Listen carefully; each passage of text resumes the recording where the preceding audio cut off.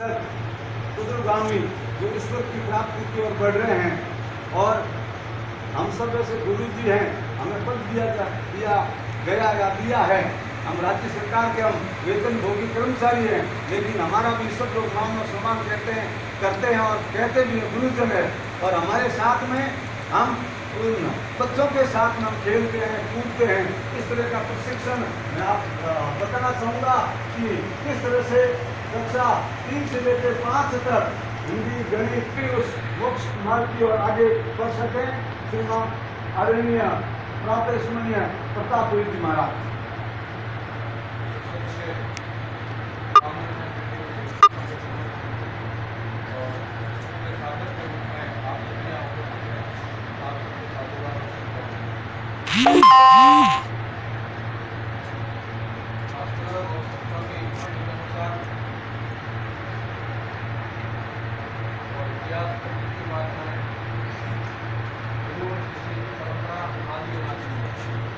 आज के लिए इनको सीखना था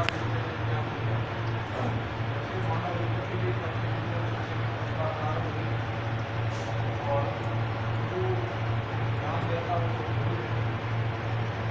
आप भी उस हासिल पर विराजमान हैं और आपने जो ये हासिल प्राप्त किया है ये आपका प्रारंभ था। आप वेतन भोगी के नाते और भी कुछ कर सकते थे, आप इससे भी बड़े अधिकारी बन सकते थे। तो सम्मान और पुरस्कार है तो और किसी को प्राप्त नहीं हुआ, आपको हुआ है। आप IAS बनते, IPS बनते, ये सम्मान और ये पुरस्कार मिला है, ये आपके लिए उपलब्धि मानता हूँ और आपके अच्छे कर्मों का फल है कि आप एक गुरुजन हैं। गुरु परंपरा बहुत ही तीव्र और बहुत गरिमा है। आप सब शिक्षा भी हो और यहाँ तक समझ में आपने शुरुआत किया नजदीक ऑन का आसान पकड़ो रिकॉर्डिंग आसान पकड़ो है अपनी प्राप्ति श्रद्धा जो दिखती है वो प्राप्ति होती है, श्रद्धा नहीं है तो कोई भी हो प्राप्ति नहीं होती। दूसरा जिस आसन पर आप विराजमान ऐसा है कि आप धनी तो हो ही हो, साथ में बहुत बड़े न्यायाधीश भी हो, आप किसी के भाग्य विधाता हो, आप भाग्य का निर्माण करने वाले हो। प्रत्येक बच्चा जो आपके पास आएगा उसके आप न्यायाधीश बन करके उसके भाग्य का फैसला करने वाले हो। आप जब कक्षा में प्रवेश करते हो तो आपके अंदर एक स्वाभिमान की झलक ये ज़रूर होती है कि मैं कोई सामान्य पद पर या सामान्य व्यक्ति के रूप में कक्षा में प्रवेश नहीं कर रहा हूँ, मैं किसी का भाग्य विधाता हूँ, मैं भाग्य का निर्माण करने जा रहा हूँ। और ये जो मुझे पद मिला है, गुरु का आसन मिला है, ये बहुत गरिमा में आसन मिलना मेरे लिए बहुत बड़ी प्राप्ति है। और ये मन में आपके आत्मा बहुत बड़ा भाव होना चाहिए कि मैं सामान्य नौकरी नहीं कर रहा हूँ, मैं एक अध्यात्म गुरुजन की कक्षा में जा रहा हूँ।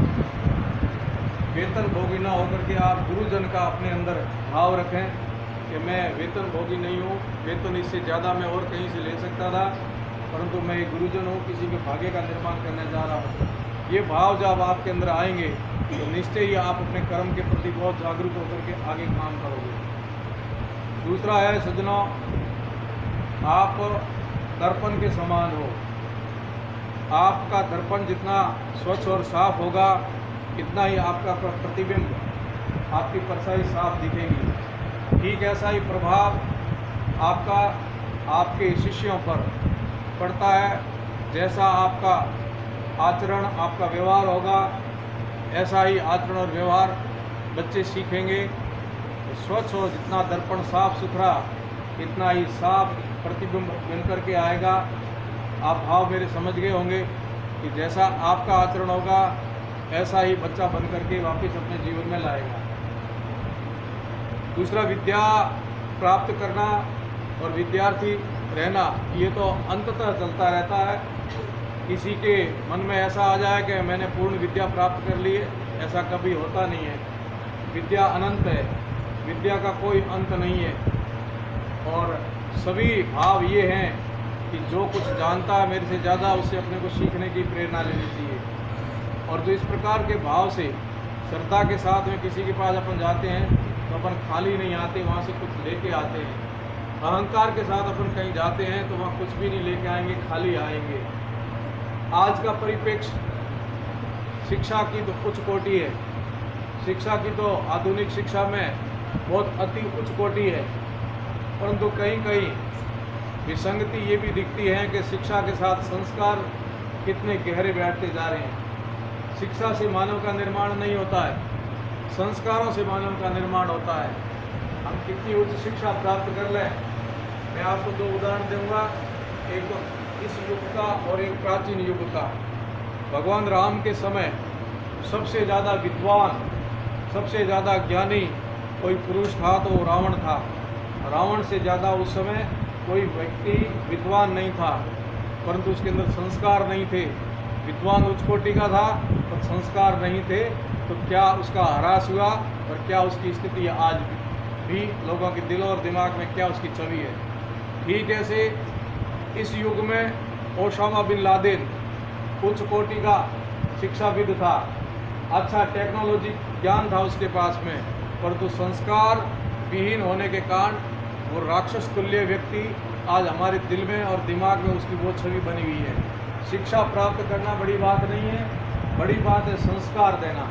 और वैसे भी शिक्षा का मूल सूत्र है विद्या चतुर्भि प्रकारेण प्रयुक्ते। संस्कृत का शब्द है विद्या 4 प्रकार से आती है और अंतिम जो विद्या का उपयोग है वो व्यवहार कालीन है। जब आप विद्या पूर्णतः जानने वाले कब कहे जाओगे, जो आपने अध्ययन किया है, जो आपने सीखा है उसको अपने व्यवहार में लाओ, अपने जीवन में लाओ, तब तो आपने अध्ययन किया है। केवल मात्र रट करके याद करके पेपर पास करके अच्छी डिग्री लेना वो कोई विद्या का प्रमाण पत्र नहीं होता है। विद्या का प्रमाण पत्र है कि आपके जीवन के अंदर विद्या झलकनी चाहिए कि ये विद्वान व्यक्ति है। आपकी भाषा के अंदर, आपके व्यवहार के अंदर, आपके जीवन के अंदर ये एक अलग से लगना चाहिए कि यह व्यक्ति विद्वान है। और विद्वान सर्वत्र पूज्य थे, राजा स्वदेश से पूज्य थे। कितना भी बड़ा राजा होगा वो अपने देश में ही पूजा जाएगा, और विद्वान व्यक्ति सब जगह पूजा जाएगा। इसलिए जिस गरिमामय पद पर आप विराजे हो, मैं मानता हूं कि आपके प्रारब्ध के कर्म बहुत अच्छे थे। तो आपको वेतन ही नहीं मिल रहा है, आपको वो सम्मान और पद आसन मिला, गुरु का आसन मिला है, ये दुर्लभ चीज़ है। भले इस वेश में हो चाहे इस वेश में हो, गुरु गुरु होता है। हमारे भी गुरु आप में से थे, उनसे हमने विद्या पढ़ी, तब आज यहाँ बैठ करके हम कुछ बोल रहे हैं।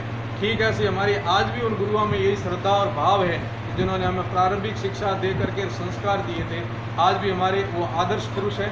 ठीक ऐसा विद्यार्थी आपसे अध्ययन करके अपने जीवन की जब शुरुआत करे तो उनके अंदर आपकी छवि, उसके दिमाग के अंदर एक आदर्श पुरुष की रहनी चाहिए कि गुरुजन हमें ऐसे मिले थे जो हमारे भाग्य विधाता थे, हमारे भाग्य का निर्माण किया। आज जो कुछ है हमारे गुरुजनों की बदौलत है। संस्कार दोगे तो, और यदि आचरण में, व्यवहार में हम हमारे दर्पण को साफ नहीं रखेंगे तो बच्चे भले आपकी क्लास में बैठेंगे और आपके सामने वो गुरुजन भाव नहीं रहेगा, बहुत बड़ा एक कर्म अकर्म हो जाएगा। इसलिए मैं बहुत ही आपको तहे दिल से शुभकामना देता हूं। और विशेष करके मुझे आमंत्रित करके यहाँ बुलाया, साथ में संत प्रवचन आदि संतों का दर्शन प्रवचन करवाएंगे। ऐसे गाइड सिंह जी और आपकी समस्त मंडली को मैं साधु और शुभकामना देता हूँ कि आप लोगों की हमारे अंदर श्रद्धा है। श्रद्धा है तब हमें बुलाया, और आप श्रद्धा के मात्र से आप पाओगे, होगे कुछ नहीं। श्रद्धा या भक्ति ज्ञानम, दुआ करते हैं, शुभकामना करते हैं। और जो मिशन और जो आपने अपना ध्येय बना रखा, जीवन का उद्देश्य बना रखा, उसमें आप सफल होंगे। गुरुजन के आसन पर विराज कर आप भाग्य के निर्माण करना बच्चों का। और अपने जब भी आप क्लास में प्रवेश करो तब अपने को बहुत छोटा ना समझे, आप अपने को एक बहुत बड़ा न्यायाधीश समझ करके भाग्य निर्माता और एक गुरुजन के भाव से आप कक्षा में जा कर के अपने को प्रस्तुत करना। तो मैं मानता हूँ आप अपने कर्तव्य में, उद्देश्य में सफल होंगे। पुनः आप सबको बहुत बहुत साधुवाद, बहुत बहुत शुभकामना। बहुत बढ़िया।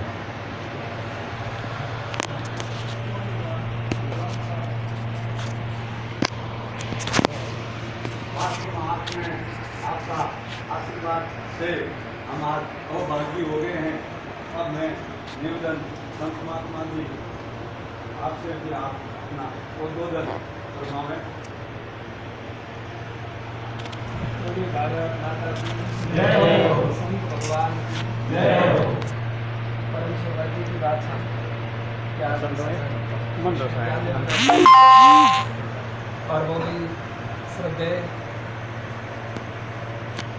स्वामी प्रतापपुर जी महाराज, जो हमारे बाड़मेर क्षेत्र से हम लोग स्वामी विवेकानंद जी के रूप में देखते हैं आप सभी को। और ये परम सौभाग्य है कि आज हम सभी आपके सानिध्य में बैठे हैं। कोई न कोई किसी न किसी का संग अवश्य करता ही है, लेकिन ऐसे महापुरुषों का संग हो, मैं समझता हूँ ये जीवन की बहुत बड़ी उपलब्धि हो सकती है, जीवन की एक धारा बदलने का उत्तम समय हो सकता है। और आज आप सभी लोग पता नहीं कहाँ से पधारे हैं और इस जगह पर आपकी एक ट्रेनिंग हो रही है। और मैं समझता हूँ कि ऐसे महापुरुष यदि आए हैं, मैं समझता हूँ कि आपकी शिक्षा पर बहुत बढ़िया ठप्पा लग गया है कि आप बिल्कुल उचित दिशा में। ये तभी माना जा सकता है जब जीवन की, हम बहुत बार ऐसा, जैसे आप जिस स्तर पर हैं, ये हमारी परंपरा रही है, साधु अध्यात्म रूप में सर्वस्व होता है, निश्चित तौर से होता ही है, लेकिन शिक्षा में भी संतों ने अपनी बहुत बड़ी भूमिका निभाई। हम पुरातन में यदि जा करके देखें तो संतों के गुरुकुल हुआ करते थे और वहाँ से बहुत कुछ शिक्षाएं प्राप्त होती थी, बहुत कुछ सीखने को मिलता था। और वो ऐसे ऐसे महापुरुष होते थे कि आते हुए सूर्यों को रोकने की क्षमता उनकी हुआ करती थी। उनकी शिक्षा इतनी तीव्र थी